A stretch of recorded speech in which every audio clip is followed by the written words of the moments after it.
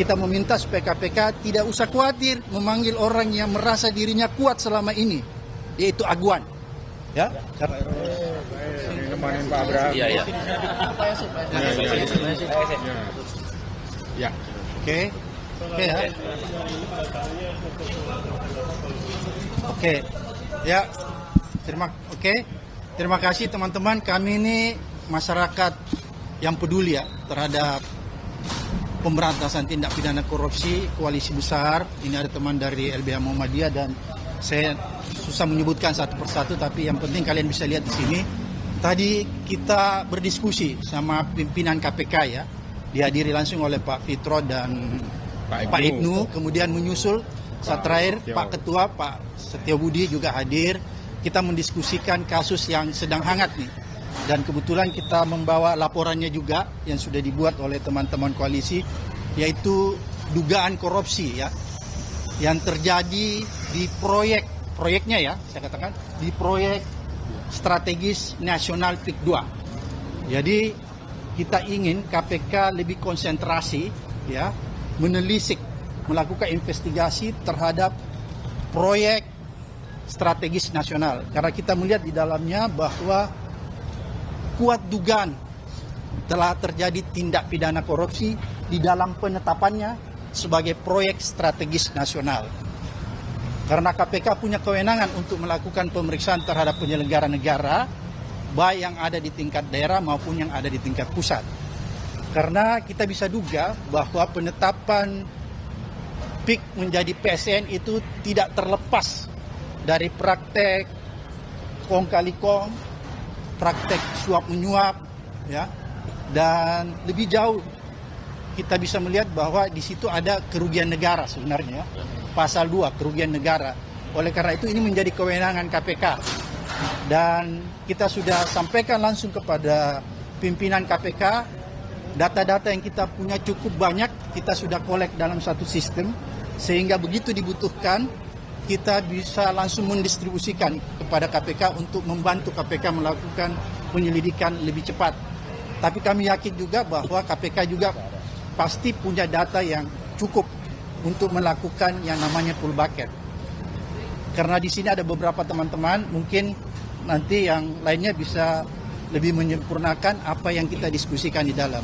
Yang jelas kita melaporkan proyeknya ya, proyek strategis nasionalnya. Kemudian juga kita melaporkan tentang ada dugaan kuat terjadi suap menyuap gratifikasi di dalam penerbitan ya. Penerbitan sertifikat di atas laut ya, yang diduga kuat dilakukan oleh Agung Sedayu Group dan anak perusahaannya yang ya. super cepat satu yang lagi. Super cepat. Oleh karena itu kita meminta supaya KPK tidak usah khawatir memanggil orang yang merasa dirinya kuat selama ini, yaitu Aguan. Ya, karena nama ini seolah-olah diciptakan mitos bahwa dia tidak tersentuh oleh hukum. Ya. Oleh karena itu kita ingin mendorong KPK supaya orang ini segera diperiksa. Nggak boleh ada seseorang secara individu mengatur negara ini. Tidak boleh ada seseorang secara individu mengatur presiden.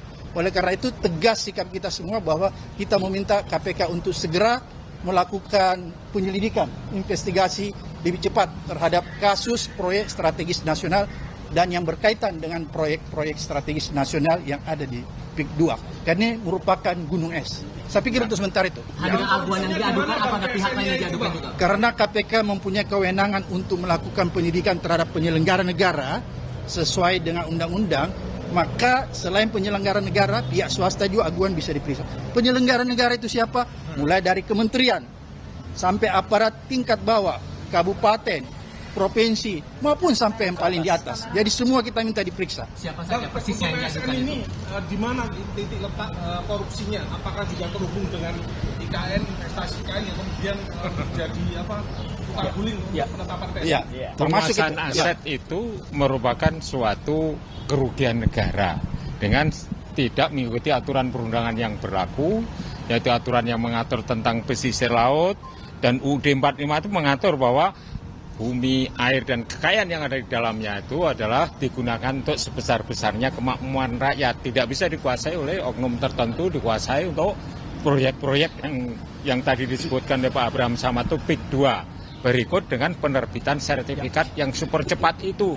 Yaitu sudah itu melanggar Nah, itu bisa UUD 45 yang dilanggar, konstitusi, Undang-Undang 3199 itu pasal 2, tidak hanya pasal 1 ya. Pasal 2 itu di mana itu di ayat 2-nya itu bisa tuntutannya itu bisa dilakukan tuntutan hukuman mati terhadap orang-orang yang sudah melampaui batas seperti ini.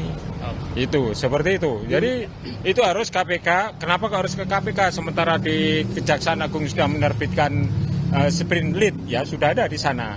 Tapi suatu kasus itu bisa saja ditangani oleh ketiga APH, kepolisian, kejaksaan, kepolisian itu secara concurrent bersama-sama. Jadi jangan kalau di sana udah mulai sprint lead, bisa saja KPK menerbitkan sprint lead pada bidang kasus yang lain yang terkait dengan PIK 2 itu. Nah, sehingga kita yang mendorong, kita memantau terus agar ya kalau ada desakan dari masyarakat itu berbeda dengan dibiarkan. Kasus besar ini yang merugikan rakyat ini harus dipantau terus ini. Pak Saididu mungkin ada. Saya pikir yang kita laporkan adalah pintu masuk untuk membongkar legalisasi perampokan negara yang dilakukan oleh Presiden Jokowi selama 10 tahun. Legalisasinya banyak sekali melalui PSM, penyiaran tambang, pengambilan hutan, perkebunan, lahan dan lain-lain, itu pintu masuknya. Nah, PIK 2 itu adalah puncak gunung es terjadinya kehilangan aset negara yang diserahkan kepada pihak swasta lewat kewenangan yang melebihi kekuasaan yang melebihi kewenangan. Itu yang terjadi. Dan tadi saya meminta kepada KPK sederhana melihat berapa jalan, berapa sungai, berapa pantai, berapa irigasi yang sudah diambil alih oleh PIK 2, apakah ada ganti ruginya ke negara atau hilang begitu saja. Karena sudah berapa kecamatan habis. Jadi itu sederhana, cek di Google Earth apakah PIK 2 yang ada sekarang itu tidak mengambil laut. Siapa tahu sebenarnya sudah ngambil laut, yang kita persoalkan ini yang rencana diambil. Itu harus diperiksa semua. Kalau memang terjadi, maka itu harus kembalikan negara, dan siapa yang mengambil secara tidak sah, semua yang terlibat itu harus kena sanksi hukum, termasuk yang memberikan izin. Kita harus ingat bahwa saya berpendapat bahwa terjadi rekayasa besar di Pantai Indah Kapuk. 2016 Ahok menyatakan tidak mungkin Jokowi jadi presiden kalau bukan pengembang. 2016 Ketua Abdesi yang menyatakan, dan Abdesi ini adalah kepala desa yang di PIK 2, menyatakan mendukung Jokowi 3 periode. Di akhir masa jabatan Jokowi menerbitkan PSN PIK 2. Jadi sangat susah dibantah bahwa pusat kekuasaan pengendali Jokowi adalah PIK 2. Itu saya pikir kesimpulan yang gampang sekali. Itu saya pikir jadi di KPK, kita berharap KPK udahlah masuk yang jalan sederhana saja, periksa aset negara yang sudah diambil. Jadi confirm yang Download Tribun X sekarang.